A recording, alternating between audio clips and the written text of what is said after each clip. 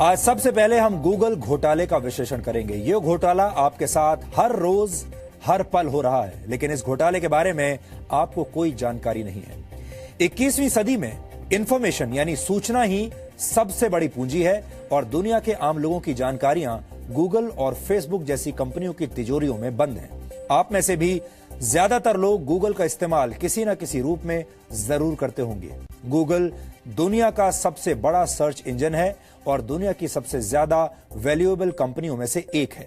आपको अपने जीवन में अक्सर जब भी किसी जानकारी की जरूरत पड़ती होगी तो आप अक्सर यही कहते होंगे कि अभी जरा गूगल करके देखता हूं या गूगल सर्च करके देखता हूं। दूसरे लोगों को भी आप शायद यही कहते होंगे कि यह जानकारी जरा गूगल सर्च करके देखिए।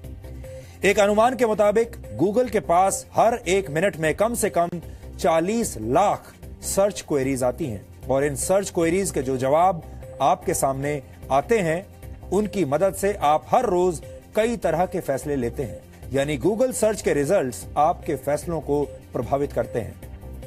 आप कहां से शॉपिंग करेंगे, किस होटल में ठहरेंगे, वेकेशंस के लिए कहां जाएंगे, कौन सा गैजेट खरीदेंगे, कौन सी गाड़ी खरीदेंगे। कई बार आप ये सारी बातें, ये सारे फैसले लेने के लिए गूगल सर्च पर जाते हैं। और आपको और भी कोई जानकारी अगर चाहिए होती है किसी व्यक्ति के बारे में, किसी देश के बारे में, तो भी आप गूगल सर्च करके ही देखते हैं। लेकिन आपको जानकर आज बहुत हैरानी होगी कि गूगल के सर्च रिजल्ट्स ईमानदार नहीं हैं और इसी वजह से गूगल पर हजारों करोड़ रुपए का जुर्माना हुआ है। सबसे पहले आप आसान भाषा में यह समझिए कि यूरोपियन यूनियन ने गूगल पर हजारों करोड़ रुपए का जुर्माना क्यों लगाया है। इसके बाद हम आपको यह बताएंगे कि कैसे गूगल और उस जैसी तमाम टेक्नोलॉजी कंपनीज आपकी सोच और आपकी राय को अपने हिसाब से बदलने के लिए फिक्सिंग कर रही है। आपने मैच फिक्सिंग का नाम जरूर सुना होगा। जैसे मैच फिक्स होते हैं, कई बार ऐसे ही आपके सर्च रिजल्ट्स भी फिक्स होते हैं। सर्च रिजल्ट्स इस तरह फिक्स किए जाते हैं कि हर स्थिति में गूगल या गूगल की किसी कंपनी को ही फायदा हो। यूरोपियन कमीशन ने गूगल पर 2.42 बिलियन यूरो यानी करीब 17,500 करोड़ रुपए का जुर्माना लगाया है। गूगल पर ईयू के एंटी ट्रस्ट रूल्स का उल्लंघन करने का आरोप है कि गूगल ने अपने सर्च इंजन का गलत इस्तेमाल करते हुए अपने दूसरे प्रोडक्ट्स को फायदा पहुंचाया। यह मामला काफी पेचीदा है, लेकिन हम आपको बेहद आसान भाषा में आज समझाएंगे कि गूगल ने यह घोटाला किया कैसे। वर्ष 2004 में गूगल ने यूरोप में कंपैरिजन शॉपिंग के लिए एक नया प्रोडक्ट लॉन्च किया था जिसका नाम था फ्रूगल। हालांकि बाद में 2008 में गूगल ने अपने इस प्रोडक्ट का नाम बदलकर गूगल प्रोडक्ट सर्च कर दिया और इसके बाद 2013 से इसे गूगल शॉपिंग कहा जाने लगा। जब कोई भी उपभोक्ता या कंज्यूमर गूगल सर्च इंजन में अपनी कोई क्वेरी डालता है तो गूगल शॉपिंग सर्विस से जुड़े हुए रिजल्ट्स सबसे ऊपर आते हैं, जबकि जो गूगल की राइवल शॉपिंग सर्विसेज होती हैं उनके रिजल्ट्स बहुत नीचे दिखाए जाते हैं और कई बार तो वहां तक कंज्यूमर पहुंच भी नहीं पाता, उन्हें इतना नीचे करके दिखाया जाता है। गूगल के पहले पन्ने पर आने वाले टॉप 10 सर्च रिजल्ट्स पर ही 95% क्लिक्स होते हैं, यानी ग्राहक पीछे के पन्नों पर पहुंचते ही नहीं। इसका मतलब यह हुआ कि इसका सीधा फायदा गूगल के अपने उत्पादों को पहुंचता है और गूगल अपने कॉम्पिटिटर्स को जानबूझकर मार्केट से बाहर कर देता है। यूरोपियन यूनियन के मुताबिक गूगल की शॉपिंग सर्विस का ट्रैफिक यूनाइटेड किंगडम में 45 गुना, जर्मनी में 35 गुना, फ्रांस में 19 गुना, नेदरलैंड्स में 29 गुना, स्पेन में 17 गुना और इटली में 14 गुना बढ़ गया है। जबकि इसके ठीक उलट बाकी की शॉपिंग सर्विसेज के ट्रैफिक में लगातार गिरावट दर्ज की गई।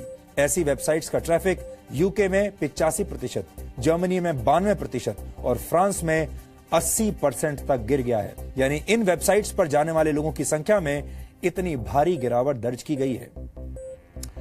इसका मतलब है कि कंज्यूमर ने गूगल पर जिस प्रोडक्ट के लिए सर्च किया उसकी सही जानकारी गूगल ने उसे नहीं बताई और उपभोक्ता को उसकी जेन्युइन चॉइस से दूर रखा गया।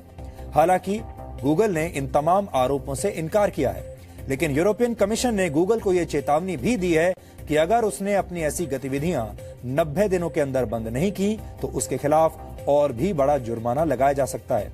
अगर गूगल अपनी शॉपिंग सर्विसेज के प्रचार में 3 महीने के अंदर कोई बदलाव नहीं करता तो उसे अपनी पेरेंट कंपनी अल्फाबेट की पूरी दुनिया में रोजाना होने वाली कमाई का 5% जुर्माने के तौर पर देना पड़ सकता है। आपने मैच फिक्सिंग के बारे में अक्सर सुना होगा, लेकिन सर्च फिक्सिंग के बारे में आप आज पहली बार सुन रहे होंगे। गूगल सर्च के नतीजे फिक्स किए जा रहे हैं और लोगों को भ्रमित किया जा रहा है। उनको जानकारी देने के नाम पर उनका फायदा उठाया जा रहा है। ये नए जमाने का घोटाला है, ये 21वीं सदी का घोटाला है।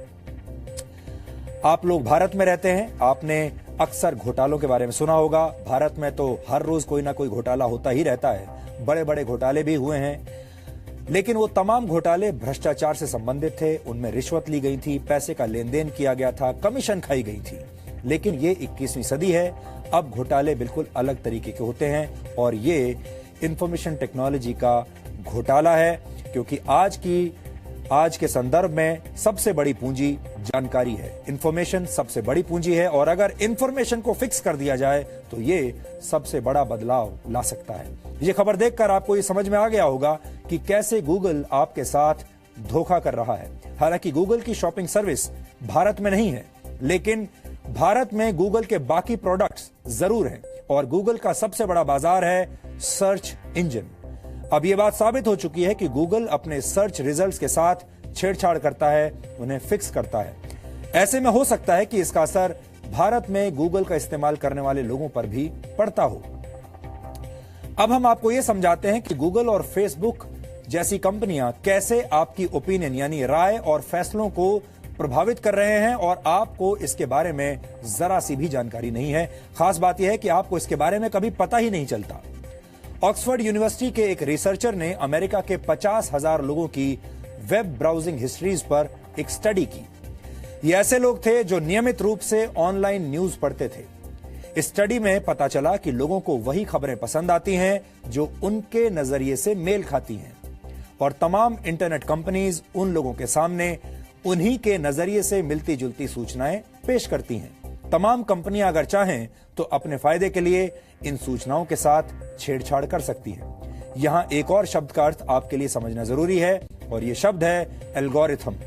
यह वो प्रक्रिया है जो उन वेब पेजेस का चयन करती है जो यूजर के लिए प्रासंगिक होते हैं और उन्हें सूची में सबसे ऊपर रखती है। इस स्टडी में यह भी पता चला कि गूगल का सर्च इंजन और फेसबुक की न्यूज फीड अपने उपभोक्ताओं को एल्गोरिथम्स के तहत वही खबरें या ओपिनियंस दिखाते हैं जिन खबरों से उपभोक्ता पहले से ही प्रभावित होते हैं। यानी आपको सिर्फ सिक्के का एक पहलू ही पता चलता है, खबर का एक पहलू ही पता चलता है, किसी प्रोडक्ट का एक पहलू ही पता चलता है, दूसरा पहलू आपसे छुपा लिया जाता है। आप वही खबरें पढ़ते हैं जिनसे आप पहले से सहमत हो। आपके सामने अक्सर वही सूचनाएं आती हैं जो आपके विचारों से मेल खाती हैं। इसका मतलब यह हुआ कि आपको सिक्के का दूसरा पहलू कभी पता ही नहीं चलेगा और आप किसी भी मुद्दे पर अपना एक तरफा नजरिया ही रखेंगे, एक तरफा राय बना लेंगे। इंटरनेट के आने से पहले लोग अखबारों के जरिए खबरें पढ़ते थे और अखबार अलग अलग राय और ओपिनियंस के जरिए अपने खबरों की प्रस्तुति करते थे आपके सामने और उसके बाद आप अपनी राय बनाते थे। इसके बाद न्यूज चैनल्स का जमाना आया और लोगों की ओपिनियन और उनकी राय न्यूज चैनल्स देखने के बाद बनने लगी। हालांकि न्यूज चैनल में भी आपके पास चैनल बदलने की सुविधा है। अगर आपको कोई न्यूज चैनल पसंद नहीं, उसकी राय पसंद नहीं, उसका प्रोग्राम पसंद नहीं, तो आप उस चैनल को बदल सकते हैं क्योंकि आपके हाथ में रिमोट कंट्रोल है। आपको कोई चैनल पसंद नहीं आ रहा या आपको ऐसा लगता है कि वो दूषित एजेंडे के साथ आपको खबरें दिखा रहा है, तो आप चैनल बदलकर उससे छुटकारा पा सकते हैं। लेकिन अब इंटरनेट का जमाना है, जमाना और आगे बढ़ चुका है। पहले अखबार आया, उसके बाद 24 घंटे के चैनल्स आए, अब इंटरनेट का जमाना आ गया है और अब आपके पास ट्विटर, फेसबुक और गूगल है। अब आपके पास खबरें फॉलो करने या लाइक करने से आती हैं और एल्गोरिथम्स की वजह से ये कंपनियां आपको आपके नजरिए के मुताबिक ही खबरें देती हैं। यानी एक तरह से आप एक ऐसे चेंबर या कमरे में बंद हैं जहां आपको सिर्फ एक ही तरह के नजरिए मिलते हैं। आपके सामने सिर्फ एक ही खिड़की खोली जाती है और उस खिड़की से बाहर सिर्फ एक ही तस्वीर नजर आती है। आपको किसी भी विषय का दूसरा पहलू या दूसरा नजरिया कभी पता चलता ही नहीं, क्योंकि ये तमाम कंपनियां आपकी आदतों को स्टडी कर लेती हैं। आपको क्या पसंद है, आप क्या खाना पसंद करते हैं, कहां से शॉपिंग करते हैं, कौन सी गाड़ी पसंद है, कौन से व्यक्ति, कौन से लीडर्स, कौन से अभिनेता आपको पसंद हैं, कौन से लोग आपको नापसंद हैं, ये तमाम आपकी जितनी भी जो हैबिट्स हैं, ये कंपनियां उन्हें स्टडी कर लेती हैं और उसके हिसाब से कंटेंट आपके सामने पेश करती हैं। अब आप इस पूरी स्टडी को इस तरह से समझिए कि अगर किसी नेता को लोगों की सोच बदलनी हो या उन पर अपनी सोच, खुद की सोच थोपनी हो, तो उसे गूगल जैसे सर्च इंजन से संपर्क करना होगा और लोगों के सामने वही खबरें रखनी होंगी, पेश करनी होंगी जिनसे वो सहमत हों। कुछ समय तक ऐसा करते रहने से लोगों की राय अपने आप धीरे धीरे बदल जाएगी और उस नेता को फायदा होने लगेगा। इसी तरह नेता की जगह आप किसी प्रोडक्ट की बात भी कर सकते हैं। पश्चिमी देशों में इस विषय पर काफी डिबेट्स हो रहे हैं, लेकिन किसी के पास इस समस्या का कोई इलाज नहीं है। गूगल और फेसबुक जैसी बड़ी कंपनियां अगर चाहें तो किसी को भी बना सकती हैं और किसी को भी बर्बाद कर सकती हैं।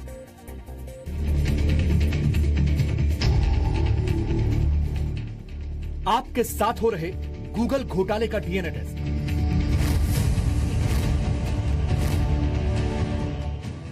क्या गूगल आपका नजरिया बदल रहा है?